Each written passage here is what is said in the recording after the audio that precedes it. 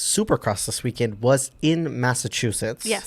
So that means for the 250SX, we had the East Coast boys Yes, indeed. back, which was really cool. However, the race itself was a mess. It was messy. A literal mess. Literally messy. It was the muddiest race that we've experienced so far. I mean, this is only our second season as Supercross fans, but this was brutal. It looked so physically Exhausting. hard and exhausting. It was also not really, it didn't seem, you didn't ride it really, like, you know, like there was stretches where they like had to put their feet down to just keep going through those ruts. I mean, it was intense. It didn't look fun. So I made this comment. They were riding the track like how I feel like I would ride it. Oh yes. Just because you can't otherwise necessarily. Exactly, because there was really, I think only in the beginning of the track they did like a few jumps, but other than that, all the like jumps, usually they just essentially rode over the hills or the bumps. Yeah. So there was no real like jumping or anything like that, and it ended up being so muddy that both races, so the 250SX main race and the 450SX main race, was cut. Were shortened. Shortened by they happened, but they were just shorter. Yes. Yeah, much shorter than they usually are. Okay, I will say the cool thing of it being such a mud race is because we don't, first of all, get that a lot. Yes. So it's cool to kind of switch it up. There's also drivers that excel in mud races, yes, or they just know how to navigate it better than others. Yeah, it was cool to see names on the top exactly. or in the front that I was not as familiar with because they're not typically so far in the front. It ended up also people being on the podium that either have never been on the podium or they've never been on the podium, period, or have not made it to like the top step of the podium. The same thing with the heat races. We had winners of heat races that had never won a heat before. Yeah. And I mean, it was such a mess. There was constantly riders getting stuck, falling over, slipping and sliding, the bikes falling on top of people. I mean, with the main 250 race, we had this big crash right at the beginning. We had RJ Hampshire making the whole shot. He was going for the whole shot. I don't think he officially made it. Technically he didn't. He would have. Yeah, he would have, because he came in and it looked so beautiful, but then the bike just slipped away from him. I think he hydroplaned. That's what it is. Yeah, exactly. And he fell down, and then I think it was at Austin Faulkner that fell on top of him, and then a bunch of other people. I mean, it was such a mess. I'm also surprised, and I'm glad, at least at this point, that we didn't have more injuries. Yes. Because first of all, that it looked so brutal, but and also on the other end, they couldn't really go very fast because there was you just couldn't. And I think that's the one thing before we get into like the result. It's like, I will say, like, if you haven't seen it, like, check out how crazy it was. But I just don't think it was really enjoyable to watch. No, I mean, I like. Because it's like I mean, the one thing was like at any point anything could happen. That was the exciting part of it, I think, because you never knew when somebody's bike would get stuck all of a sudden, or they didn't have the momentum to make it on top of the hill that they would usually jump and things like that. Because there was the whoop section didn't exist. Rhythm sections weren't really a thing. And then the bikes are already quite heavy, and then when the mud sticks to it, it makes it so heavy. Yes. And because I think it also creates like a suction, so you or like creates this vacuum with the bike. So a lot of times, sometimes there were helpers that ended up helping these riders get out from underneath the bike sometimes because they get stuck. Yes. And then there was also times where you didn't recognize who just fell. No, you have no idea. Who was on the screen. Even the commentators at times were like, we don't know who this person is. I think it was because they were just like completely covered in mud. Yeah. Their bike was completely covered in mud. During the 450SX race, I saw like glimpses of red peeking out from like the number board. So I was like, okay, this is Cooper Webb. Because I was like, okay, I can see the hint of his red plate. But a lot of other times you're like, I don't know who this is. Like, unless there was like the green light, so like this person is in first place. Exactly. You have like good guess on who it is. Yeah, or you see it from the back and they're like super clean. You're like, oh wow, nothing has happened to them.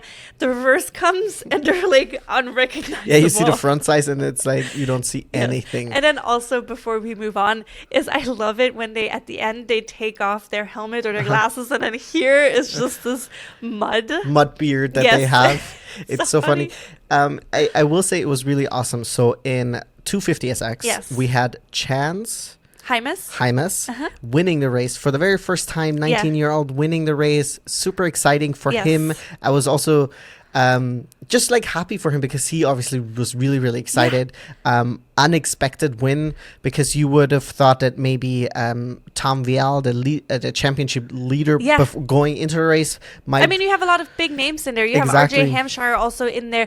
And you have Hammaker in there. And then the cool thing also is he is the 6th different winner this season out of 6 races. So each individual race had a different winner, which is so exciting. Yes. Like, yes, this was a weird, different type of race, but you have to be able to finish the race, stay on the bike, don't make any major mistakes, and win it. And he did. And I think he had a lead of like 31 seconds at the end, which was incredible. You know? I mean, it was absolutely great performance by him, by just like sticking to it, you know, and like riding his race and finishing in first, and really staying on the bike was probably the hardest challenge, or not getting stuck. And especially you had that on 450SX too, like sometimes even just driving up the hill, like if you didn't have enough momentum, you would get stuck, and that's probably the worst part where you can get stuck if you're like on an incline. Yeah, because then you also have to figure out you can't make it over the hill.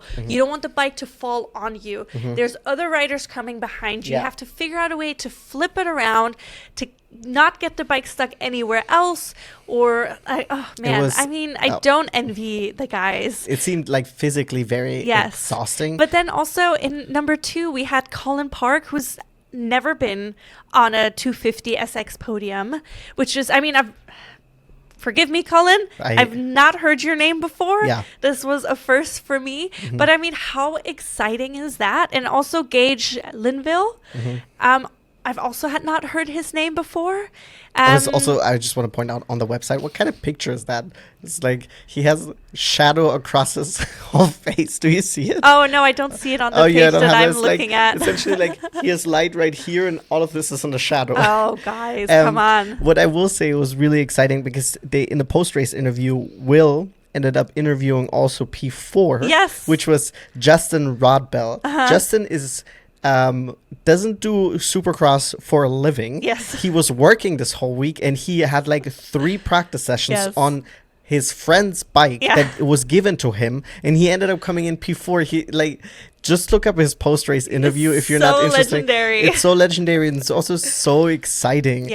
I was very, very happy for him. I mean, you were also making the point, not all the riders on the grid are doing this full-time, are having sponsorships. A lot of them have to do some kind of job, they have to work or something, but still, for somebody like that to be able to make it that far.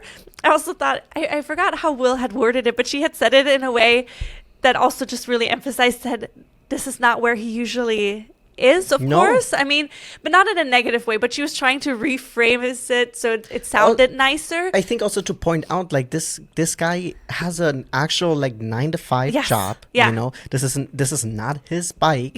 And I thought it was a really nice way of her to also maybe give him like his flowers. You know? I mean, and he deserved it. Like, even when we saw him, I was like, he doesn't look like I think it was also because his shirt was like pulled out, and he seemed kind of, I don't know, maybe not like a deer in headlights a little bit more, but he was just like, this is not a situation that I've been in before, or maybe also expected to be in, but you know, he brought the bike in, or he finished in P4, and you know, that's the excitement of having a mud race like that. Very, very true. So it was really nice. I mean, it was heartbreaking Tom Vial ended up coming in last. Because of the last lap, too. Literally the last lap, because he was in the top 10 before that, which would have been great for his points or for the overall standing. Now he's tied for the overall championship, which still makes it, of course, interesting. Yes. But, I mean, what an unfortunate situation. But the same thing happened not the same thing, but similar thing happened with the 450SX. The last lap was insanity. Oh my, the last lap was, especially in 450SX, if we're going to start talking about that, was even more insanity, because I think even the broadcast, so whoever was in charge of like the cameras was overwhelmed because no one knew what was going on. At some point we had a shot of just smoke. Yes, literally. However, I will say the most exciting thing, and I was very excited to see this on the top step. The man, cowboy. The legend, Aaron Plessinger. Yes, agreed. I think it was overdue for him to finally get back on the top step. Yes. He hasn't been on the top step this season yet. No. He had a little bit of a rough start to the season. He's been doing really well the last couple of races. He's always been in the top 5. He's made it on the podium a couple of times, but now he's finally made it back onto the top step, which was beautiful. And he dominated the race. He was in the front the entire time. He seemed to have the least bit of issues compared to everybody else. Of course, you still need to stay calm and contained. But he ended up winning with 25.920 seconds of a lead, which is incredible. And then the second place that came in is Shane McElrath, who also, he ended up winning his heat, which was surprising. It was the first heat that he's ever won. So he was like, you know what, I can do this. And he did it. He did really well. So this is the most upsetting part for us now. P3 Cooper Webb fans, happy for you guys. Very devastating for us because Kenny Roxon, our boy, was in P3, or he was in P4. He was kind of fighting it out also with Chase. And then Justin Barsha. But Chase ended up also getting stuck on an incline and then had to kind of like get off track and then drive back onto it. It was a huge mess. Yeah. But then also with Kenny, when I heard about the mud race, I was already super concerned because we ended up finding out, or like everyone, I guess, that not Kenny only has a shoulder that's about to fall off. Literally, but he also has a damaged ankle. Yes. And it's like, okay, in a race like this that's incredibly a sport that's already so physical, right? Yes. That then in these difficult conditions where you probably need your upper body a lot because you have to keep it in the lane, you want to make sure you don't cross rod and all that stuff. All these things. Then you have a shoulder that is hanging on by a thread. And then he was in P3, and then we don't even know exactly what happened in the end because we didn't see it because the broadcast was such a mess. But then Cooper Webb, who had fell off his bike twice, ended up coming in P3, which was excellent for him for the championship. As a Kenny Roxon fan, absolutely devastating. Yeah. But hey, credit where credit is due. He never gave up. No. He stuck to it, and I would like to also point out, right? This is how insane this race was. Aaron Plessinger's fastest lap was 1 minute 17 seconds 0.584, right? Yeah. Cooper Webb's fastest lap was a 134.6. But because Kenny ended up getting caught up in the mud at the end, and I think it ended up really messing up his race off course. Yeah. I'm glad that Justin Barsha wasn't able to catch him, who was in 5th. But what a messy. I know. What a mess. Literally, what a messy race. Yes. Part of me enjoyed it because it was so different.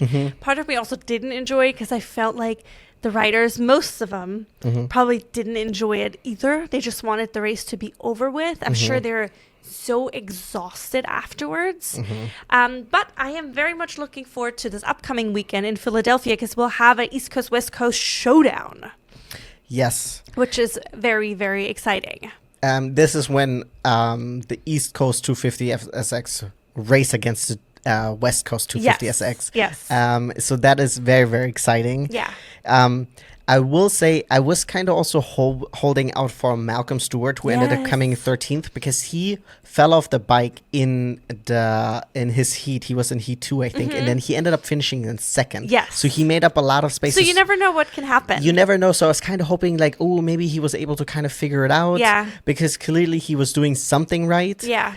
But no, he ended up coming in 13th, which is a little bit of a bummer. Yeah, but he also had this really weird moment where the bike had fallen on him. Oh, yes. His leg was stuck underneath, and it took him such a long time to just get the leg out of it because it was just stuck and buried in mud and under the bike. And the problem was, like, you can tell that he was trying to, like push off of the ground, but because it's so muddy, his hand kept slipping. And then eventually he was able to kind of wriggle out, but you have also drivers coming all around you. You could see there was a helper who was about to run on and try to at least get him free from the bike. Yeah. But he was able to kind of like wiggle himself out. But it cost him so much time in a lot of positions. I mean, some of these shots were just insane because you could see... Like, you could see where there used to be, like, a whoop session or a rhythm section where there's, like, just rider down, rider down, rider down, rider. I mean, like, there was just... You didn't have just the obstacles, the regular obstacles. You had all the mud, but then you also had constantly people getting down, like, getting down. Like, hey, let's go. Like, falling and, like, getting stuck and things. So it was brutal. And then there was this one moment... I didn't see anything else. I don't know if you had seen it, but there was this moment where the right light had come off. Yes. Right as Chase Sexton had gone into a jump, which they were talking about, oh, maybe he will get a penalty, maybe not, because it was just so short. Like, it was right as he was pretty much taking off. But then he was also able, because he was jumping over a person who got caught up in the middle between two bumps, essentially. So he was able to avoid that person. Yeah. If he would have had to stop his jump, he might have gotten caught up with that person too, or jumped into them or whatever. I don't think he's gotten a penalty. No, he ended up, it. I think, not, because essentially the light came on because of that, but the light came on essentially at a point where, if, like you said, and I think I said it while we were watching it too, like, if Chase would have slowed down, he probably would have landed on the guy instead of, like, making it over him. Yeah. In, like, usually you're not allowed to do this, of course, for safety reasons, to jump over another guy, but it was so close. There was no way. And I think the commentators also said they probably will give him some grace. Yeah. Because the reaction time in him actually going for it prevented him from crashing probably into the other guy. Exactly. But I do want to say that the celebrations were so fun. Yes. Because everybody was jumping in the muds. We had mud angels. Mud angels, exactly. So it was nice. And people were just then embracing the mud, of course, because the mud maybe helped you to the win, or you were able to maneuver the mud better than other people. That's why you ended up on the top step of the podium, or just on the podium, period, or fourth, just like Justin in the 250. So it was nice to see those types of celebrations afterwards, and everybody who got hugged was covered in mud. I remember, I think Chase Hymas kissed his girlfriend. And I was like, ooh, girl, you're going to have dirt all around your mouth, maybe inside the mouth. Yummy. Yeah, with their mud beards and everything. Yeah. I do wanted to talk about the 450 SX point standings now. Go for it. This was, of course, because Cooper Webb was able to snatch up that third position. It was really, really vital for him because he finished ahead of Chase and Kenny. So he is now at 256 points. Chase in second place with 241 points, and Kenny in third with 220 points. Yes. I also want to point out is, like, I really wish maybe next year will be the season where we get to see Kenny compete a full season without any injuries, because last year he was obviously thrown off of his bike because it fell apart mid-race, and he ended up breaking his leg in like 3 different points or whatever. This year he has a shoulder that is hanging on by a thread and an ankle injury, and I'm like, let him race without any injuries. But I mean, I think that's just unfortunately. It's a sport. Part of the sport. I mean, we see. I mean, both Lawrence brothers are out, which is also they're the mentors to Chase Hymas, who ended up winning the 250, which is like a nice moment there for them too, probably. But it's just there's so many injuries constantly. Jason it's such Anderson, Eli Tomac is out. I mean, Levi Kitchen, Faulkner is out. Is he out again? Yeah, I think he didn't he get injured again because I didn't see him. No, he was competing. What place did he finish? Because I didn't see him. Maybe I'm blind. Here, Jorge Prado is injured. Or no, Faulkner, is he in the?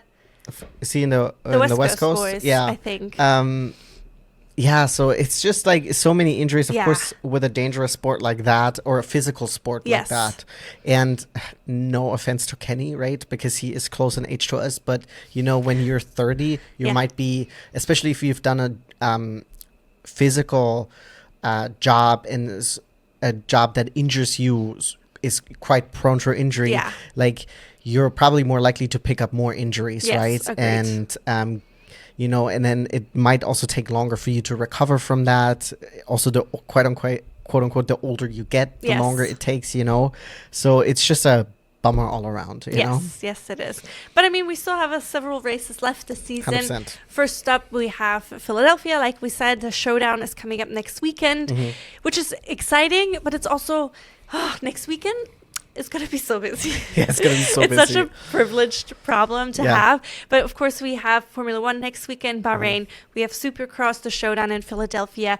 We have MotoGP coming back next weekend. Then the two of us, we're going to be at the Long Beach Grand Prix next weekend, which will have Indy. We have TC. We have GT racing. We have trucks racing. We have, I think, Formula Drift. I mean, we have it all. There's lots and lots of racing. So I'm excited about it. Yes. But it's gonna be a lot next weekend. Yeah, but this will wrap up the Supercross section. Yes. Of the podcast.